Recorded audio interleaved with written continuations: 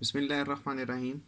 हमारा जो अगला टॉपिक है वो है the recombinations of the linked genes और साथ में crossing over. Recombinations of the linked genes क्या हैं? देखें, पहले तो यहाँ पर चंद एक वर्ड्स हैं। रिकम्बिनेशन क्या होता है, ठीक है, और उसके बाद ये क्रॉसिंग ओवर क्या है, लिंक्ड जीन्स क्या हैं, ये तीन चीज़ें हैं। और लिंक्ड जीन्स हम पढ़ चुके हैं। मैंने आपको ये बात बताई थी कि बेसिकली तौर पर जो जीन्स हैं, ये जीन्स असल में एक लिंक बनाते हैं। जब जीन्स एक लिंक बनाते हैं तो ये जो लिंक होता है ये डिफरेंट क्रोमोसोम्स के ऊपर मौजूद नहीं होता, बल्कि सेम जो क्रोमोसोम्स होते हैं उन क्रोमोसोम्स के ऊपर ये लिंक मौजूद होता है। ठीक है, तो हमने इस चीज़ को नाम दिया था किसका, जीन लिंकेज का, कि सेम क्रोमोसोम्स के ऊपर जो जीन्स का पूरा ग्रुप होता है वो हमारे पास जीन लिंकेज कहलाता है। और बड़ी मज़े की बात है कि जीन लिंकेज में वो जो लिंक्ड जीन्स होते हैं वही पूरे का पूरा जो ग्रुप होता है ना, वही पूरा ग्रुप ही आगे नेक्स्ट जनरेशन्स में जाता है।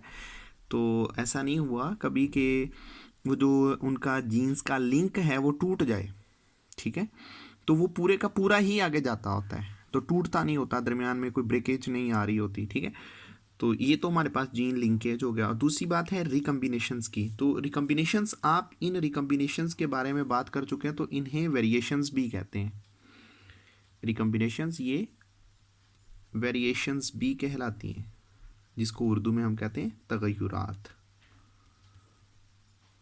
ठीक है, यानी कि इसमें क्या होता है कि माँ बाप जो उनसे होते हैं उनके करेक्टरिस्टिक्स और होते हैं, जो नेक्स्ट जनरेशन्स पैदा हो रही होते हैं उनके करेक्टर्स और होते हैं, तो हम इस चीज़ को रिकम्बिनेशंस कहते हैं या वेरिएशंस कहते हैं। ठीक है, तो क्रॉसिंग ओवर क्या होता है? क्रॉसिंग ओवर असल में अगर आपको याद हो तो मियोसिस वन, सेल डिवीजन की एक काइंड है मियोसिस, सेल डिवीजन, ये उसकी किस्म है मियोसिस वन। और मियोसिस वन की जो प्रोफेज वन होती है इसमें कुछ फेज चलते हैं, जैसा कि लेप्टोटीनी, जाइगोटीनी, पैचिटीनी। जब पैचिटीनी की बात आती है ना, तो इस पैचिटीनी में क्रोमोसोम्स अपने हेड एक्सचेंज कर लेते हैं, जिसकी बुनियाद पर क्या होता है, क्रॉसिंग ओवर होती है। ठीक है, होमोलोगस क्रोमोसोम्स होते हैं, वो होमोलोगस क्रोमोसोम्स अपने हेड एक्सचेंज कर लेते हैं। तो जब होमोलोगस क्रोमोसोम्स अपने हेड एक्सचेंज कर लें तो उसकी बुनियाद पर क्या पैदा हो जाती है, क्रॉसिंग ओवर हो जाती है, जिसे हम ये कहते हैं कि जीन्स शफल हो चुके हैं। तो जब जीन्स शफल हो जाते हैं तो फिर क्या होता है कि नेक्स्ट जो जनरेशन होती है उसमें क्या पैदा हो जाते हैं, तगय्युरात पैदा हो जाते हैं। इसका मतलब है तगय्युरात जो पैदा हो रहे हैं, रिकम्बिनेशंस पैदा हो रहे हैं, वो किसकी बदौलत हो रहे हैं? असल में वो क्रॉसिंग ओवर की वजह से हो रहे हैं। अब यही चीज़ जो सी है कि जो नेक्स्ट जो जनरेशन होती है उसमें ये रिकम्बिनेशंस किस तरह से प्रिपेयर्ड हो रहे हैं, इस चीज़ को थॉमस हंट मॉर्गन चेकआउट कर रहा था। किसके ज़रिए से? बैक क्रॉस के ज़रिए से। हमने प्रीवियस लेक्चर में बात की थी कि असल में एक बैक क्रॉस होता है, जिस क्रॉस की बदौलत असल में इस चीज़ को चेकआउट किया गया कि जो नेक्स्ट जनरेशन होती है उस नेक्स्ट जनरेशन में ये आगे रिकम्बिनेशंस कैसे पैदा होते हैं और किस बदौलत पैदा हो रहे हैं। तो देखें, जब उसने बैक क्रॉस किया था हमने ये बात कही कि हमारे पास यहाँ पर क्या है, फ्लाइज हैं। कुछ फ्लाइज की दो किस्में थी। एक जो फ्लाइज थी वो बेसिकली उनका जो एब्डोमेन था वो एब्डोमेन उनका राउंड था, तो वाइल्ड टाइप एक थे,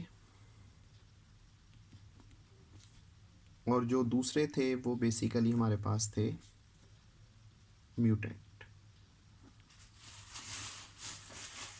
ये दो किस्में थी, एक वाइल्ड टाइप थी और एक म्यूटेंट थी। ठीक है, तो इनका जब क्रॉस किया गया और फिर जो फीचर्स हासिल किए गए वो 1:1:1 पे लिया था। ठीक है, अब देखिए यहाँ पर मैं आपको पहले भी बात बता चुका हूँ कि ये वाली जो रेशो है ये कभी भी एक क्रोमोसोम पे नहीं आती। सेम क्रोमोसोम्स की बात कर लेंगे उसके ऊपर ये रेशो कभी ओबटेन नहीं होती। ये रेशो तभी आती है अगर ये जो जीन्स हैं ये अलग अलग क्रोमोसोम्स के ऊपर मौजूद होंगे, फिर ये रेशो ओबटेन होती है, अदरवाइज ये रेशो ओबटेन नहीं होती। लेकिन फिर ये रेशो हासिल कैसे हो गई, मसला ये था कि असल में ये जो रेशो हासिल हो रही है इस रेशो में जो रिकम्बिनेशंस आने हैं, चले रिकम्बिनेशंस पहले हम ले आते हैं कि रिकम्बिनेशंस कौन कौन से आए हैं।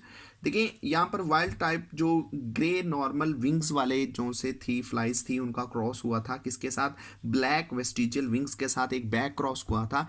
तो बैक क्रॉस के अंदर हमेशा क्या होती है कि जो असल में हमारे पास जो F1 जनरेशन होती है, इस F1 जनरेशन में हम जो चीज़ लेते हैं वो बेसिकली तौर पर हमारे पास होती है फीमेल, और फिर हम यहाँ पर मेल जो सा होता है एक टेस्टर के तौर पर लेते हैं। लेकिन याद रखिएगा कि जो F1 में लेते हैं वो हमेशा जो करेक्टर डोमिनेंट होता है उस चीज़ को लिखते हैं, क्योंकि हमने वो डोमिनेंट करेक्टर चेक करना होता है। जबकि जो मेल होता है वो हमेशा रिसेसिव लिया जाता है। तो जो रिसेसिव असल में होते हैं इन मेल्स को हम टेस्टर कहते हैं, क्योंकि इनका इस्तेमाल एक टेस्टर के तौर पर चेक करने के लिए यूज़ किया जाता है। ठीक है, तो जब यहाँ पर मेल जो सा था वो एक रिसेसिव स्टेट में लिया गया था, तो मेल के पास जो करेक्टरिस्टिक्स थे वो सारे के सारे रिसेसिव थे, जबकि जो फीमेल थी वो बेसिकली डोमिनेंट थी।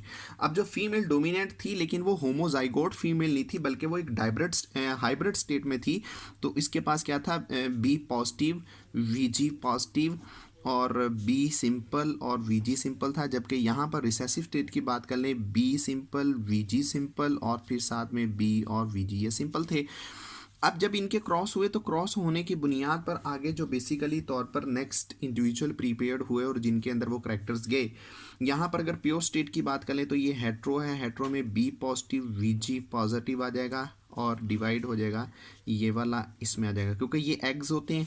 यहाँ से जो चीज़ें पैदा होनी है वो सारे के सारे एग्स पैदा होंगे और यहाँ से जो चीज़ें पैदा होनी है वो सारे के सारे स्पर्म्स पैदा होंगे। ठीक हो गया जी। तो इसके बाद जो नेक्स्ट था कि आगे ये किस तरह से क्रॉस करेंगे। एक तो ये वाला ट्रेट ओबटेन हो गया, ठीक है।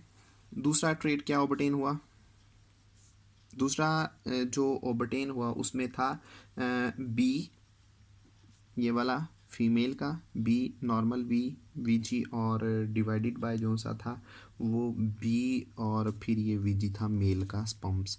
ठीक है, अब जो अगला करेक्टर पैदा हुआ उसमें क्या था, एक था B positive simple VG divided by B और वीजी। ठीक है, और फिर इसके बाद नेक्स्ट एक ट्रेट और पैदा हुआ। अब ये वाला जो ट्रेट था ये बेसिकली क्या था कि इसमें बी सिंपल था, वीजी पॉजिटिव था डिवाइडेड बाय बी और ये वीजी। ठीक है, अब जो असल हमारे पास ट्रेट बन रहे हैं वो ये वाले ट्रेट है सारे, ये वाले।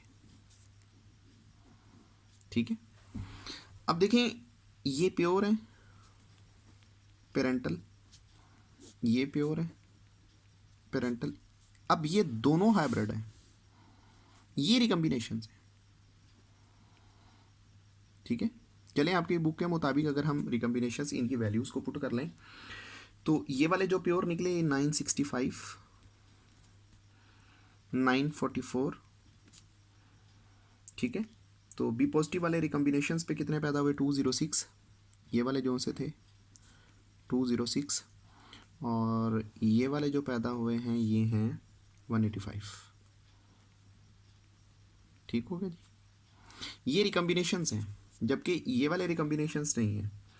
ये क्या है, इसे प्योर हैं तो ये पेरेंटल टाइप होगी,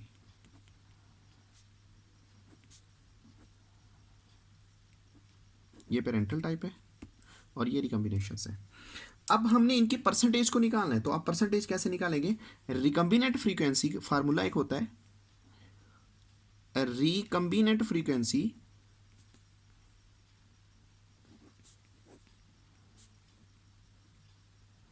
is equal to recombinations divided by total offspring multiply by 100। recombinations